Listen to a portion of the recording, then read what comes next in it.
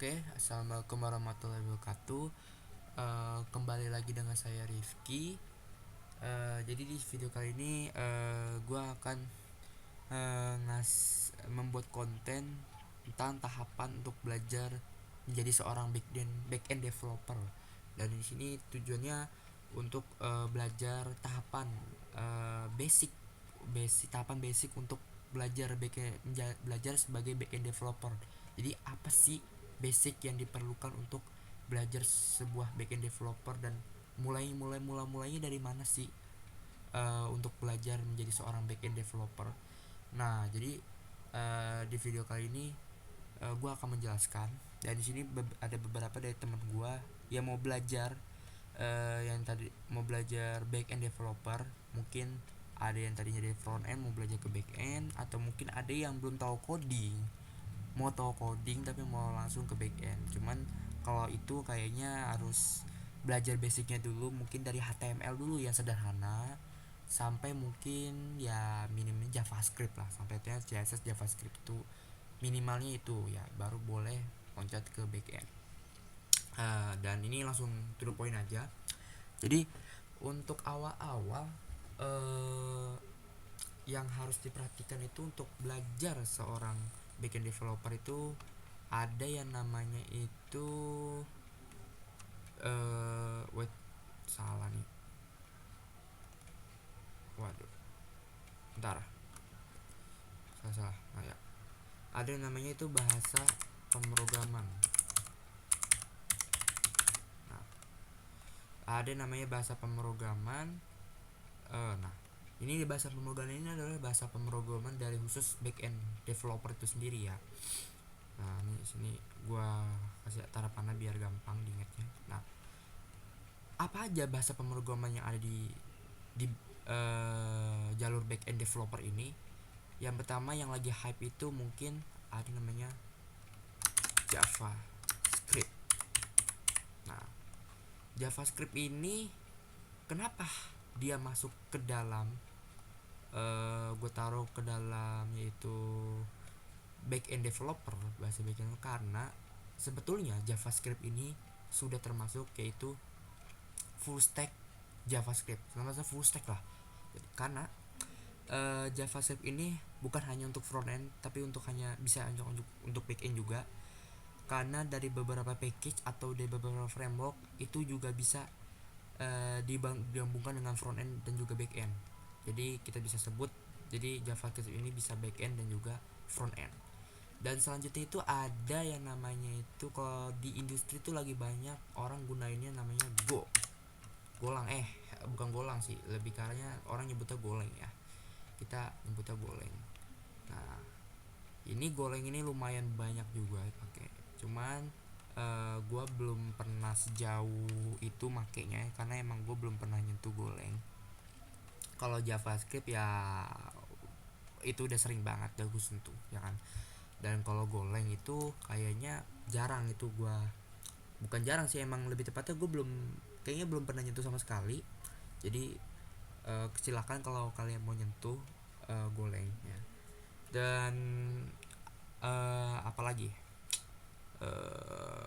oh ini Python, ada namanya Python ya, si ular peton ini nih, si ular peton. Nah, ular peton, nah ini ada namanya bahasa pemrograman Python, dan ini adalah bahasa populer. Kalau kalian searching di Google bahasa pemrograman paling populer, yaitu adalah bahasa Python. Ini populer banget, benar-benar populer banget. Dan ada lagi namanya itu Rust. Nah, Rust ini sebenarnya emang jarang turun terdengar, cuman rata ada yang mungkin ada orang yang bisa ada orang yang memakainya sedikit-sedikit itu. Terus ada lagi yang namanya bisa dibilang kembaran Java, bukan kembaran Java juga sih, itu adalah Java. Nah, Java. Nah, ini Java juga lumayan ya. Ada juga ya. Nah, Java. Terus kurang dua lagi nih. Namanya Ruby. Ruby ini juga termasuk salah satu bahasa pemrograman juga, ya, bahasa pemrograman backend. Dan satu lagi ini saingannya JavaScript, dan yang lagi gue pakai cuman ya emang ini sebetulnya sampah, bahasa sampah, cuman kebantu hanya dengan framework saja. Jadinya ini bahasa lumayan banyak orang pakai karena kebantu dengan framework. Kalau nggak ada framework ini mungkin ya nggak bakal kepake ini mungkin ya, yaitu adalah PHP. Apalagi nih PHP ya kan. Nah ini bahasa sebenarnya kalau menurut gue ya bahasa paling sampah lah gitu diantara bahasa-bahasa yang lain ya kan. Selanjutnya itu ada yang namanya itu apa ya, paling yang lebih dekatnya itu adalah database. Nah database ini wajib banget untuk seorang back end developer untuk mendalami bukan mendalami sih, untuk menguasai database itu sendiri. Kalau kalian jadi back end developer, kalau kalian nggak bisa lihat database, wah itu kalian gak usah ngaku-ngaku jadi back end dah. Soalnya itu wajib banget untuk seorang back end developer untuk ngedevelop namanya database. Database itu terbagi menjadi dua, yaitu ada berbasis SQL dan juga ada berbasis NoSQL. Nah, bedanya apa? Nah, NoSQL itu apa? Kalau SQL itu dia ada bentuk strukturnya, ada bentuk struktur tabelnya, struktur kolomnya. Kalau NoSQL itu dia nggak terstruktur, jadi nggak ada struktur tabel sama kolomnya, jadi cuma hanya berbentuk dokumen atau bentuk teks doang. Nah, ini gue panain dulu lah ya, biar gampang diingat, bukan gampang diingat sih, enak aja gitu. Nah, database SQL tuh apa aja sih? Contohnya ada MySQL, ada apa lagi? Ada MariaDB,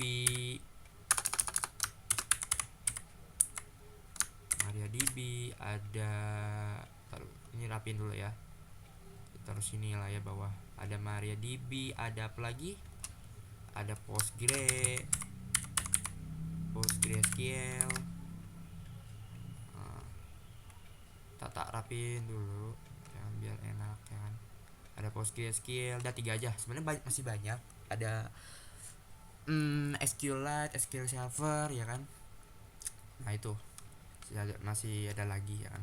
Nah ini kita sebutin yang banyak orang-orang pakai banyak orang pakai SQL, MariaDB,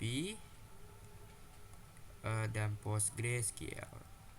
Dan dan industri itu sekarang kebanyakan kalau yang SQL itu kebanyakan buat PostgreSQL itu banyak banget. Dan ini sekarang yang gue lagi pakai, yang lagi gue pakainya sih sebenarnya PostgreSQL.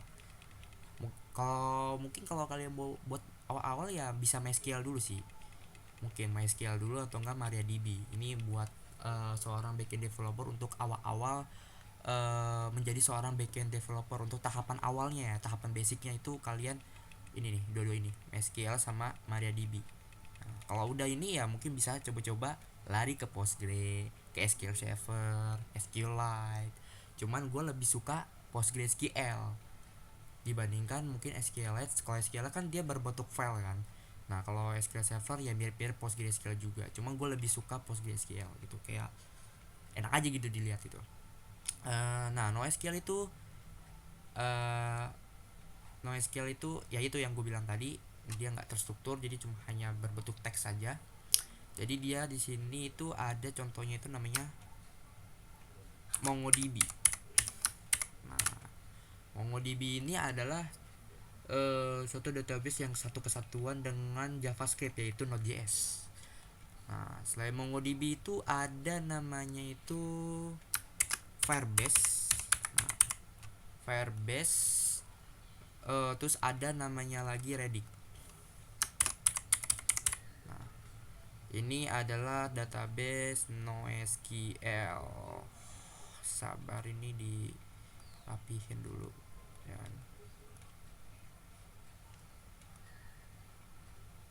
Nah, kita panah-panahin dulu lah ya.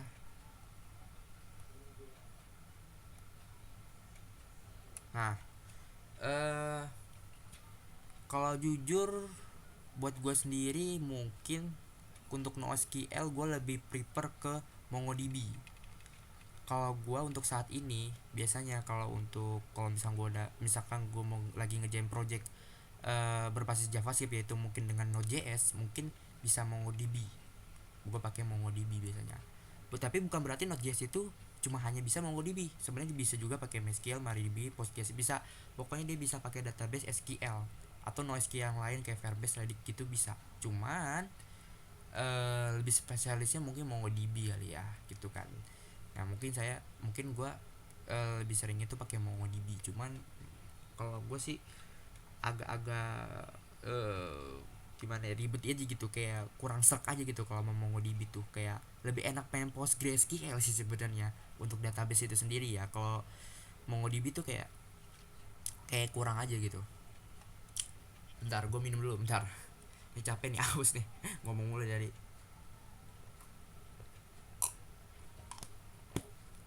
Oke. Oh, ini kurang dari panah satu lagi.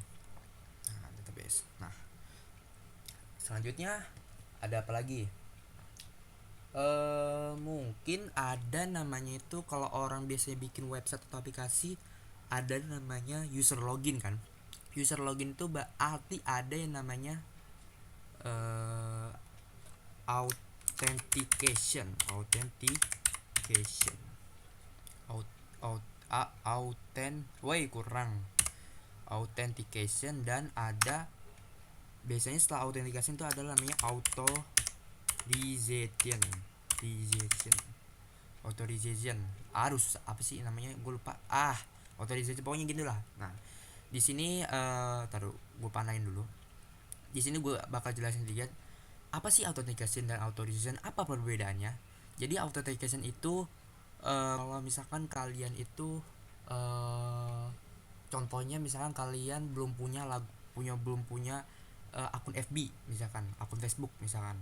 Nah, biasanya kalau kalian mau login akun Facebook, misalnya kalian user baru nih, akun baru, biasanya kalian disuruh untuk login dengan username atau password ya, atau mungkin dengan email ya kan, email ataupun password ya kan. Nah, di situ kalian disuruh daftar dulu akunnya. Nah, si sistem itu bakal mengenali apakah misalkan kayak gue nih, nama gue Rifki. Misalkan Rifki itu belum punya akun. Nah, Rifki mau mendaftarkan akun FB ya kan, karena Rifki itu belum punya akun FB sebelumnya, jadi dia mau daftar dulu. Nah, sistem itu bakal ngebaca bahwa yang mengakses sistem itu adalah benar-benar Rifki, bukan orang lain. Jadi yang tahu username atau email atau passwordnya itu cuma Rifki doang yang tahu. Jadi bukan orang lain, bukan mak lu, bukan bapak lu, bukan saudara lu, bukan nenek moyang lu, pokoknya cuma lu doang yang tahu ya. Cuma Rifki doang yang tahu nih username dan passwordnya itu sendiri. Jadi dia bisa mengenali, oh kalau yang login ini adalah, yang untuk masuk ke sistem ini adalah Rifki, ya itu berarti Rifki. Jadi bukan orang lain. Jadi yang hanya tahu username dan password itu hanya lu doang, karena lu sebelumnya sudah mendaftarkan. Nah, itu namanya disebut authentication. Jadi dia untuk mengenali lu ini siapa gitu. Ibaratnya lu sebelum mengakses sistem ini, lu ini siapa gitu. Lu ini misalkan siapa namanya Rifki, ya lu sih nama Rifki. Biasanya kan kalau authentication tuh ada namanya sebutin nama lengkap lu, tanggal lahir lu, apa-apa, terus email lu, password lu ya kan. Nah, itu namanya authentication. Kalau misal lu daftar akun ya, atau misal lu main ML, mau main FF juga kan sama itu, ada login dulu tuh, lu bikin akun ya kan. Kadang kan bikin akun gue ya kan, akun gue juga itu cuma authentication juga. Jadi lu kalau gue itu kan jatuhnya berarti lu dikenali sebagai akun tamu doang, lu sebagai tamu doang, tapi tamu yang tidak diketahui lu itu siapa tamunya. Nah, itu karena lu nggak ada yang namanya itu buat mengenali username sama password, yang nggak ada, ibaratnya nggak ada pendataan diri gitu.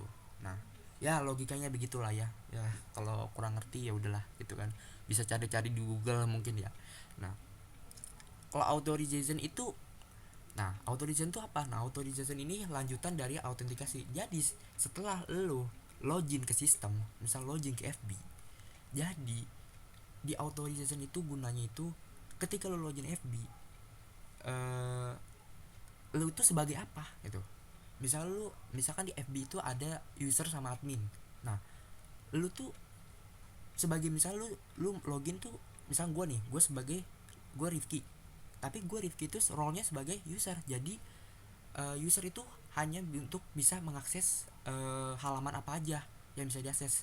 Misalkan di FB itu ada namanya, misalkan, aduh gue lupa juga sih nih, misalkan ada halaman dashboard, ada halaman user, ada halaman admin. Nah, di situ ada halaman adminnya. Nah, sedangkan lu sebagai diverifikasi sebagai user.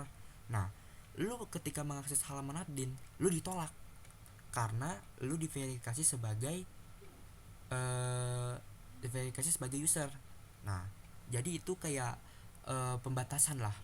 Jadi ini tuh khusus admin doang loh yang bisa ngakses, bukan lu, karena lu sebagai role user. Jadi lu nggak bisa mengakses halaman admin gitu, dan lu harus meminta verifikasi dari adminnya gitu. Nah, itu disebut authorization. Jadi ada sistem yang ibaratnya diperbolehkan, ada sistem yang tidak diperbolehkan. Nah, itu kayak ada peraturan itu sendiri gitu. Nah, kurang lebihnya begitu mungkin gambarannya ya lah ya. Nah, mungkin apa ya, ada mungkin salah satu contohnya itu, biasanya orang itu makainya itu ada namanya, biasanya yang lagi hype nya ini adalah OAuth. OAuth OAuth OAuth lah pokoknya. OAuth OAuth nah, OAuth di sini ada OAuth. Nah, terus apalagi mungkin ya, ada namanya JWT. JWT tuh apa ya, gue juga lupa juga tuh. Pokoknya ada namanya JWT, tapi gue lebih seringnya sih OAuth ya, karena orang lagi, pokoknya ada JWT nih. Tadinya searchingnya JWT nih, gue lupa juga sih, karena gue nggak pernah pakai juga sih sebenarnya. Aduh, ini kecil banget cok. Nah, gini dah. Nah, dah ya, setahu gue ini doang, tapi sebenarnya banyak lagi, cuma gue taunya cuma OAuth sama JWT. Dan ini biasanya orang toolsnya itu buat makainya itu ada OAuth sama JWT. Lalu ada namanya itu, pasti lu nggak jauh, yang namanya adalah API. API ini nggak jauh banget. Nah, ini nih perlu juga nih API gini nih. Si api ini jangan sampai lu main api ntar kebakar lo. Waduh. Ini kayaknya di ini aja ya. Nah ya. Wait. Nah, di atas aja, dah di atas. Nah, API kita. API itu adalah Application Programming Interface ya singkatannya. Jadi API ini, kalau yang belum tahu, API ini untuk menghubungkan antara satu dengan hal lain, dengan hal yang lain. Jadi contohnya dia mau untuk menghubungkan dua platform. Jadi misalkan contoh kayak misalkan lu mau pesen barang misalkan di e-commerce, misalkan kayak Tokopedia, Bukalapak, Shopee. Nah, itu kan ada tuh yang namanya itu lu pakai bank juga bisa, pakai e-wallet juga bisa. Misalkan pakai Shopee apa, kalau misalkan Tokopedia tuh bisa pakai e-wallet, bisa pakai bank, bisa pakai Indomaret, Alfamart. Dan itu biasanya kan kalau misalkan pakai bank itu kan ada namanya token ya, bukan token sih, kayak apa sih, nomor invoice-nya gitu. Nanti tinggal di ini aja. Atau kayak misalnya pakai wallet bisa pakai Dana ya kan, GoPay itu bisa keluar QRIS-nya apa gimana. Nah, itu misalkan kayak langsung ngedirect langsung ke aplikasi GoPay-nya dari misalkan dari aplikasi Tokopedia-nya. Nah, itu yang disebut API. Lo menghubungkan satu aplikasi ke aplikasi yang lain. Nah, itu namanya disebut API. Jadi kayak API ini cuma jembatan lah, jembatan antara misalkan kayak Tokopedia dengan GoPay, dengan OVO, mungkin dengan bank lain misalnya BCA atau mungkin BRI ya kan, tuh itu namanya disebut API. Nah, di API sendiri itu ada yang namanya itu REST, atau biasanya RESTful lah ya, RESTful. Terus ada namanya itu GraphQL. Gimana tulisannya? GraphQL. Nah, gini aja dah, GraphQL.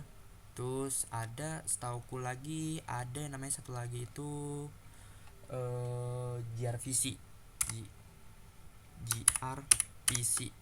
Nah, ya PC. Tapi yang gue sering pakai buat referensi gue nih, ini res ini untuk project yang biasa gue jalanin, yang biasa gue apa yang biasa gue kerjain itu biasanya gue pakai res ya, karena ini biasanya lumayan banyak juga sama developer ya kan, dibandingkan res yang lain. Tapi res lain juga oke juga ya kan. Ini gue panen dulu.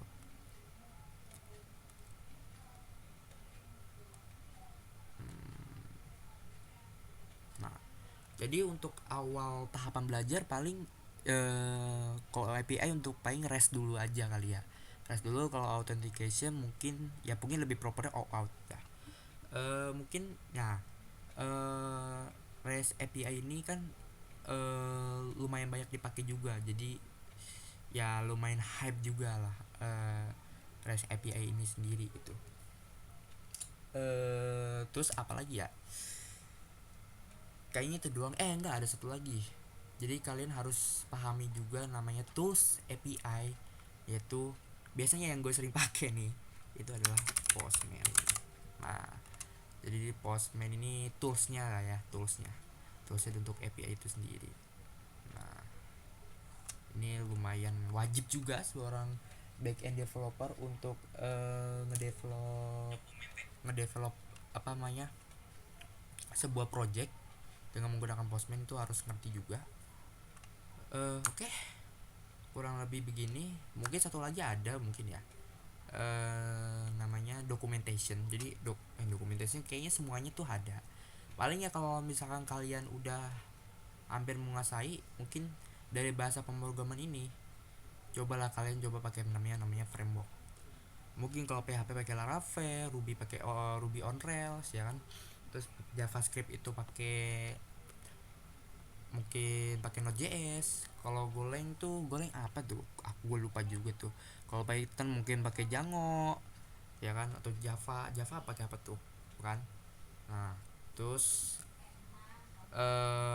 apalagi tuh ya, kayaknya udah itu aja sih. Terus kurang lebih udah kayak gini aja. Ya mungkin dari tahapan-tahapan ini bisa belajar dari pilih dulu. Tapi kalau mau gue lebih proper sih kayaknya PHP dulu. Jangan PHP dulu dah, JavaScript dulu dah. JavaScript baru mungkin ke PHP atau mungkin ke Python, terserah kalian sih sebenarnya, senyaman yang kalian aja. Gimana database, mungkin lebih ke proper MySQL untuk awal-awal, baru mungkin jalan dikit ke Postgre ya kan. NoSQL mungkin boleh coba MongoDB karena satu kesatuan dengan JavaScript yaitu Node.js ya kan. Terus authentication bisa pakai OAuth ya kan, soalnya nanti OAuth ini bakal nyambung juga ke sini API, lebih kita pakai ke REST nih. REST nih bisa juga pakai RESTful. Nah, ini lumayan juga nih RESTful. Nah, RESTful nih lumayan juga. Nah, kurang lebihnya begini ya. Ini jelek banget ya, pokoknya gitulah. Ini hapus saja. Nah, ini RESTful, pokoknya OAuth ini bakal nyambung juga RESTful. Oke, segitu saja video dari gua. Mungkin gue juga agak bingung dikit sih, emang gue juga masih pemula sih backend ya. Jadi jangan bilang kalau gue udah jago. Gue masih pemula banget, bener banget, gue masih pemula banget. Jadi ini gue hanya menunjukkan alur tahapan basic untuk belajar backend. Oke, kalau misalnya kalian suka dengan konten ini mungkin bisa di like dan juga subscribe ya kan, biar dapat lonceng notifikasi update konten terbaru. Oke, see you.